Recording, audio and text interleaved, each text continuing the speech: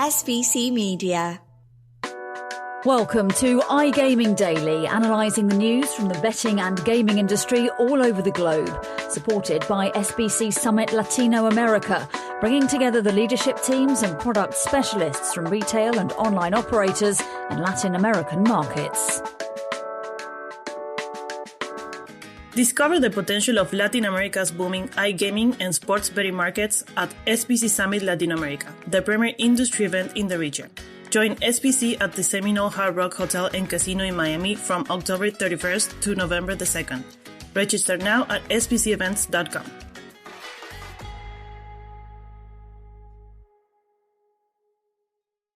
Hello and happy Tuesday. Hope you're all well.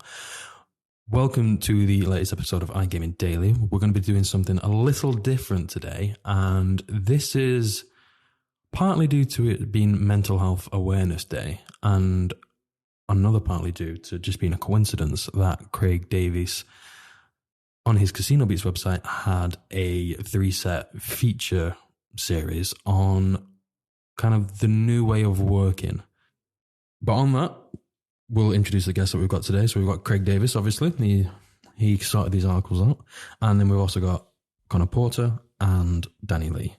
How are you all doing today? You okay? I'm all right. You've torn me away from cricket. I was quite enjoying watching my country win, but here we are. Company culture instead of cricket. What is the cricket score? I don't know because I'm not watching it now. Well, what was it when you left? England were battering them. Didn't they lose on the first game? Yeah, we don't speak about that. Okay, fair enough. We only sing when we're well. Yeah. Go on. Yeah, I'm doing good. Nice Tuesday. Still nice weather in October, surprisingly. Just waiting for that rain to arrive, you know. It is ridiculously weird. I went out yesterday and it was just like, I'll say 20 degrees. It's not that bad, but the heat was definitely recognisable. I didn't like it at all. Not for October. And Danny? I'm not a big cricket fan, so I'm ecstatic to be here. I wasn't forcing you to watch it. Cool. We'll move on to the topic because it's quite different to what we normally touch upon on the iGaming Daily, and it can be a little bit difficult maybe to navigate around sometimes. But let's go with why you decided to do a 3-part series on this, Craig, for CasinoBeats. We've done a few things similar in the past, usually in a roundtable format that this one was, so it's always something that seems to resonate with a reader. I mean, you don't want to do it to death and do them too quick, but every kind of now and then there's definitely scope for doing it. And just like off the back of the events and whatnot, it just felt like a nice time. So we just got in a few conversations and decided to push through with it. And was it going to be an article? Was it possibly going to be 2 parts? And then it ended up being this like mini beast that had to be split into 3. And even that was quite long articles on each. It probably could have gone one a day all week. But we're going to go through some of the questions that you asked others and kind of give our opinions on them as well. And one of them here, it's about company culture, and that's kind of I think it's kind of a big buzzword, to be honest. But you've asked, what does this term represent to each of you individually, and why is it important in attracting the right kind of talent, and specifically in the iGaming industry? We need to kind of focus our angle. So I'm going to lead with you, Craig, on this. Like, for you, what does it mean for you as an individual? And you're an editor. You attract, you hired me, you hired Conor, you hired Danny. What does it mean to you to find that kind of right talent? First off, you kind of touched on it before I go into that kind of thing. I'm going to go touch on it just from an employee perspective very, very briefly. And I suppose in its most basic form, for me, it's feeling happy and comfortable with where you work, not just within like conversations with senior managers, and just with each other, with how much you actually have to do and how much you actually collaborate with people across different teams in what we do. It's important that you kind of feel safe and respected. Each other is responsible for that. So as an employee, that's in its most brief format, because you could probably talk about this one question for the whole podcast. Yeah. That in its most brief form is what it is as an employee. As a kind of senior in charge of other people, I've had quite a few jobs in my time over different countries. So I've had my fair share of god-awful bosses. So you're kind of trying to take all them bad traits that they had and flip them on the head and try and give people what you perhaps didn't have in other jobs. And again, that to me just boils down to, again, respect.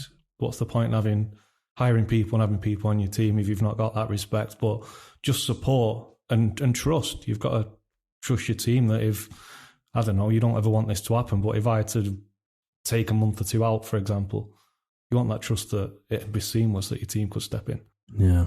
Are we hinting at your post-wedding? Yeah, I'm not having 2 months out, Andy, if you're listening. I'm not pushing for 2 months off here, don't worry. Well, and Danny, just your thoughts on this as well. Yeah, so I suppose company culture is a lot about like the environment that you put in your employees when they're turning up to work. Like Craig said, making sure that they're comfortable, but also maybe like when you're hiring people, making sure that there's maybe like a shared ideology there for what they want out of their own working process. So when they turn up to work, are they going to get on with other people in the same way? Are they going to have the same work ethic as others? And it's also about sort of finding a balance between that comfort and sort of efficiency. So being able to work well in your teams while also, getting along with people, feeling sort of like have the ability to speak up if you're having any problems or if you're feeling uncomfortable for whatever reason. Just being able to talk it out, hash things out, and, bring that comfort back. Mm-hmm. And Conor? Not really much more to add from what Danny said. Just to me, it's focusing on inclusion and being empathetic and showing like compassion to people, but also connection as well, as Danny mentioned, with working well with who you're working with and just being able to be in a workplace where you can actually thrive and improve and grow at the same time as well. So it's essentially just a lot of things mixed up. So there's no definite definition, I think, because there's so many elements of it that if you were to give a definite definition of it, you would be missing something out. You could be talking about a definition for it forever, because there's so much that needs to be included. Yeah, everyone's definition could probably be completely different to that. That's a good point. Yeah. So like one of the things that came from the pandemic, we won't say the big C word because I don't like it anymore, but from the pandemic, this whole working from home, this hybrid working, which is now it's transitioned to.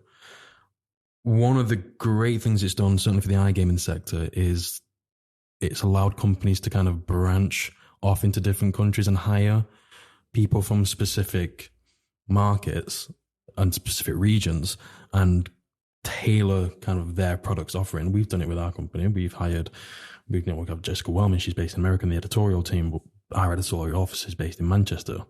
Yet she's a great asset to the company because of her knowledge and just where she is. She's on the ground working. And that's reflected throughout the whole iGaming sector from COVID.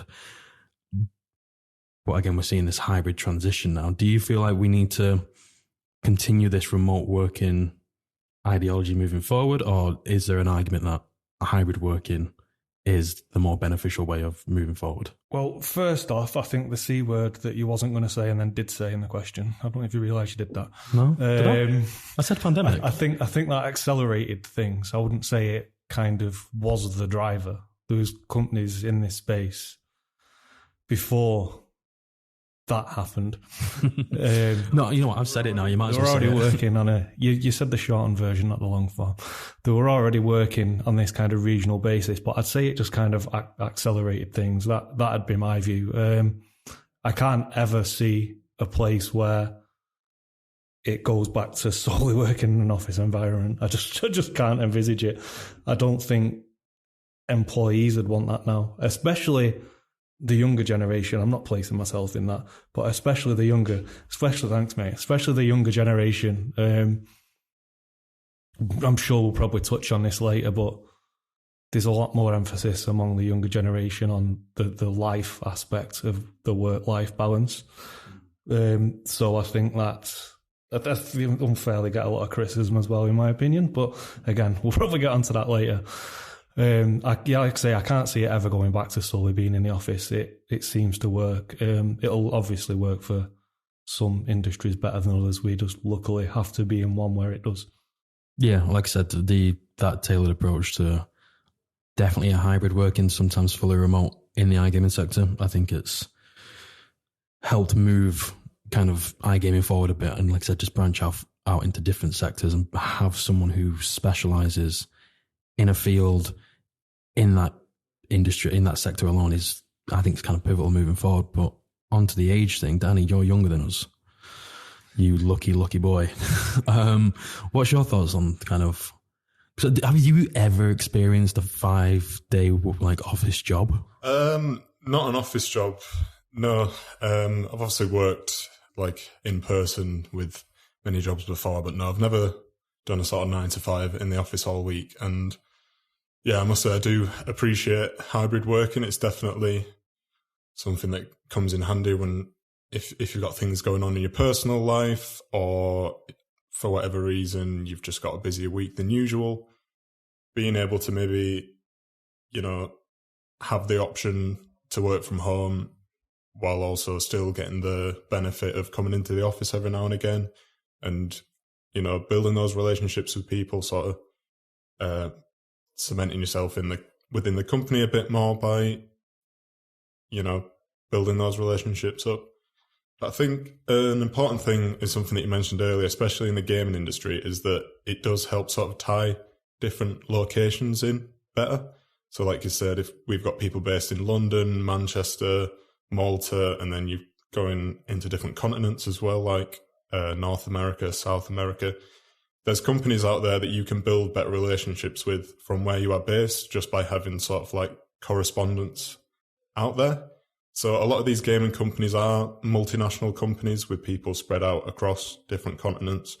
And I think that really is quite beneficial for hybrid working, in being able to give people the option to work from a different country. And yeah, companies benefit from that in more ways than you would think. Mm-hmm. Yeah, so I remember when I started at SBC, it was my... Right. It's just funny. You had a year and a half before you went to an event. Didn't you do about 3 weeks in the office? Yeah, so it was my first full-time job after graduating from my master's. And I was in the office for 3 weeks, 5 days a week, and I just managed to get my head around it, sort my body clock out and everything. And then all of a sudden it was like, no, we're all going to remote, like working from home full-time. So I had to have a completely new transition. I'm a new employee at a company, and you're an unknown, you're not seen. So in my head, and this is kind of a disadvantage from full remote working from a new employee perspective, you are actively trying to show that you are actually working. And a lot of the work, as we all know, is done in the background. There's no evidence of this until the final product, really, sometimes. Yet to the higher ups, like Craig, you're my editor at the time, we had to do it. Darken, he was managing director at the time, and then now Andy's our managing director. The training aspect from our point of view as well. You have it all ready to do in the office, and then you're like, oh God. But it was trying to show that I'm actively trying to work here. I'm trying to produce so much work, and mentally I'm kind of overhyping myself, and it does have a negative effect. And then Craig's mentioned something really important there, is the training side of things. You probably mapped out like weeks of stuff for me to do with me. And then you had to completely transition to a remote working environment. And then from there, it was like, it probably derailed my training and a little bit of my progress because we all had to adjust. And then there was a few other tweaks, a few other things that happened as well. But then it wasn't really until like 6 months in that we properly managed to kind of get a pathway for me kind of learning. And then there was that. So I think there's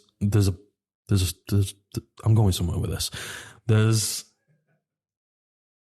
a bonus and there's a positive to this hybrid working, where I generally feel when I was working from home, after I got used to everything, I thought remote working is the way of life. I love it to bits. Let's keep down this way. It's great for my work-life balance.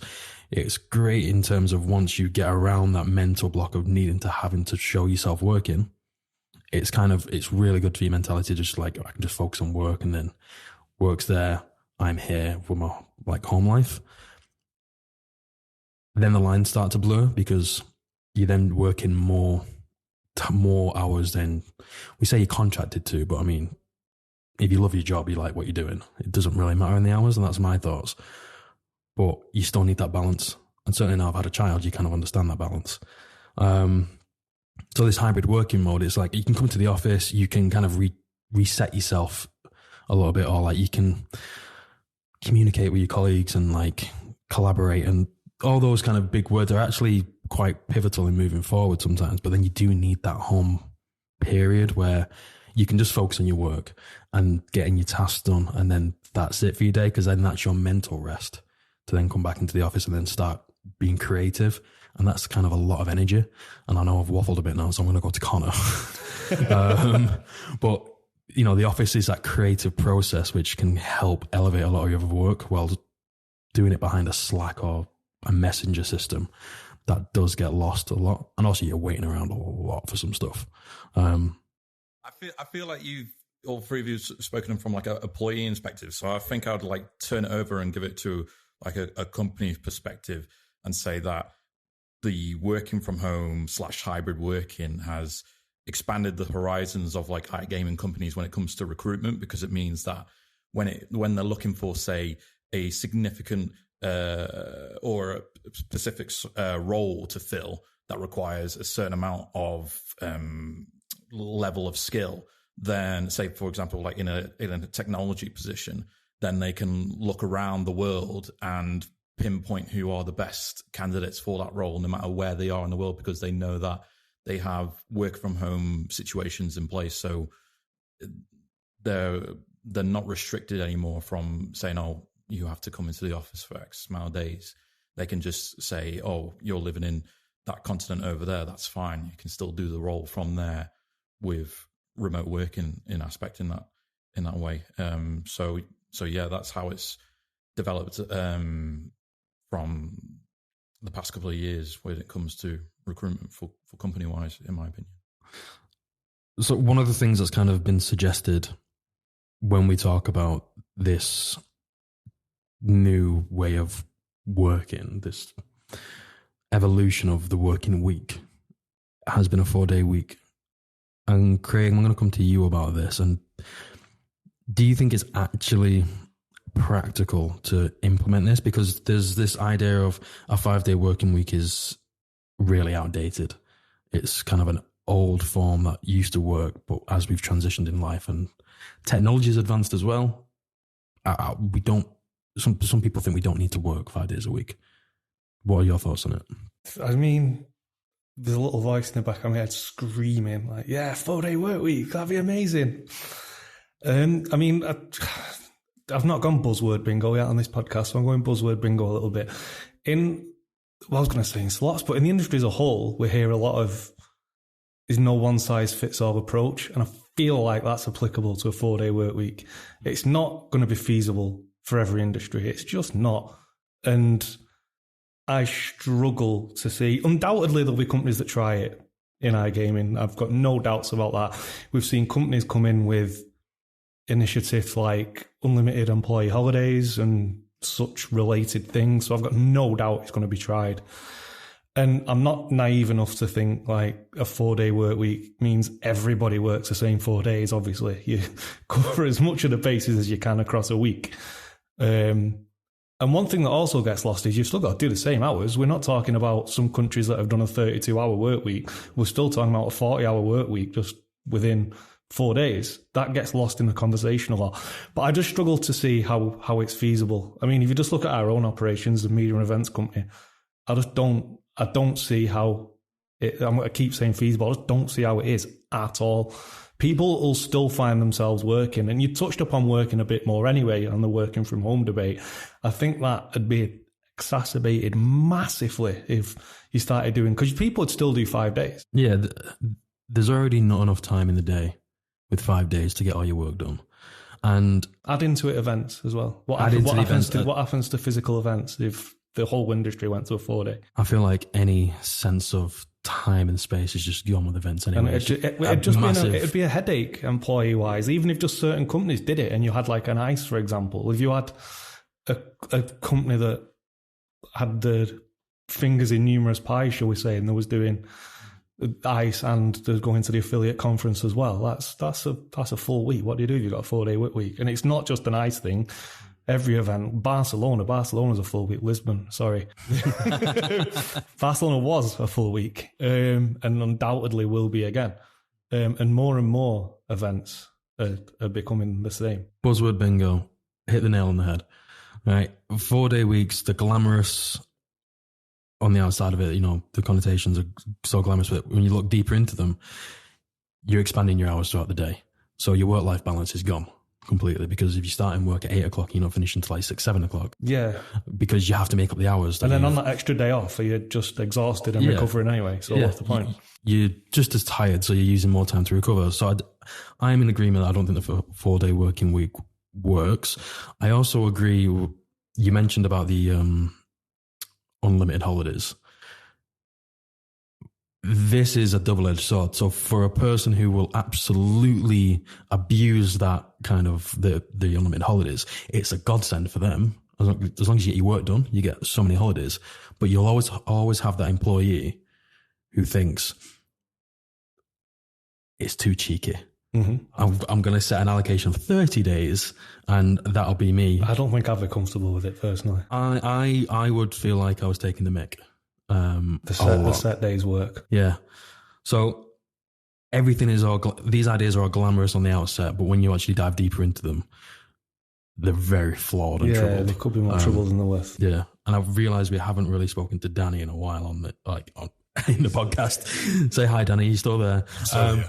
But yeah, we'll round off this podcast and getting Conor and Danny's thoughts on the 4-day working week and probably an unlimited holidays approach. Yeah, I think it depends on what kind of worker you are, really. It's not going to work for everybody, but if you're somebody that can work all day and then switch off immediately afterwards, and if you're finishing at like 6 or 7, you can still enjoy your evenings as much as you would if you were finishing at like 5, then it could work for them. But I think for most people, anyway, from my experience, if you're putting extra hours in each day, then, you know, that work-life balance is going to be like way off compared to the usual 5-day work week. So it's the same with sort of remote working as well. It doesn't work for everyone. I know a lot of people sort of think that if they're working from home all the time, then they can't separate their work life from the home life at all, and it just sort of, it doesn't compute with them.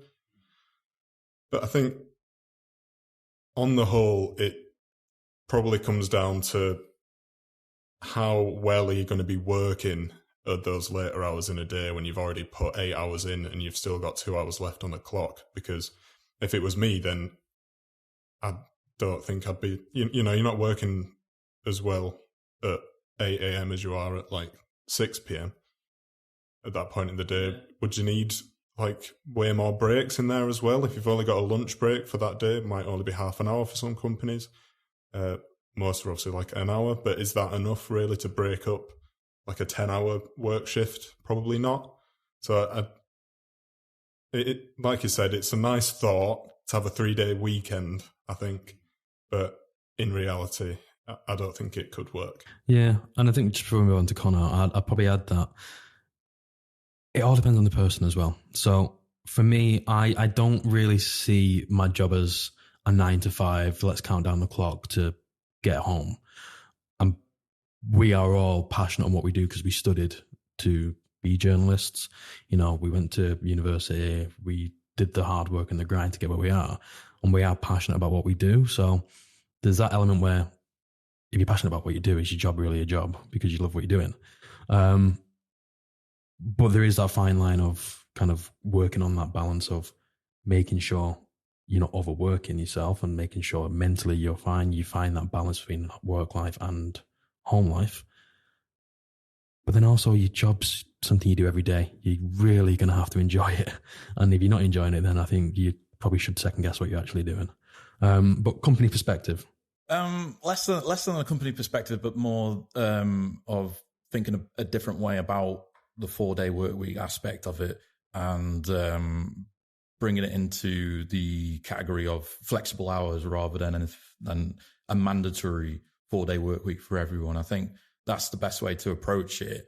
And that's what companies have always been doing, is offering flexible hours for people depending on what their life is like outside of work. So, for example, if you've got children and you need that time to go pick up them from school, or, you know, if you've got other commitments with your family, then you need to go and take care of those things. And that kind of flexible hours essentially can help that out, whether it be a 4-day work week or splitting the hours up in the day where you work one set of hours and then you have a couple of hours off and then you work another set of hours. It's just that kind of flexible timing, I think, for a 4-day work week. Cool. So we'll round off there with the podcast. And again, just for the listeners, it's a different topic than what we've normally discussed. We've tried to tailor it as much as we can to the iGaming sector, but this is kind of a universal topic altogether. What would be interesting, and I hope this conversation, whoever's listening, triggers a bigger conversation that we can have in the future, is getting a company like a Talent Bet, who are an iGaming recruitment company, onto the podcast and ask them specifically, like, what this change of mentality when it comes to working from home to hybrid working has had on your business and your approach and your perspective when it comes to hiring people within the sector. That's something I think we should look at pushing or chasing, at least, because I think it would be a really interesting conversation to have. But on that, just thank you for sticking with us. Hopefully it was engaging, and again, it was different, but I've enjoyed it. It's kind of opened our minds a little bit, maybe. But just on that note, we'll leave the links to the articles in the description below. It's a 3-part roundtable that this conversation kind of spawned from. But on that, Craig, Danny, Conor, thank you for joining us today, and to our listeners out there, thank you and goodbye. Thank you for listening to today's episode of iGaming Daily, brought to you in conjunction with SBC Summit Latino America, being held at the Seminole Hard Rock Hotel and Casino in Miami on the 31st of October to the 2nd of November. If you want to find out more about some of the subjects raised today, feel free to explore any of the sites in the SBC News Network. Happy reading.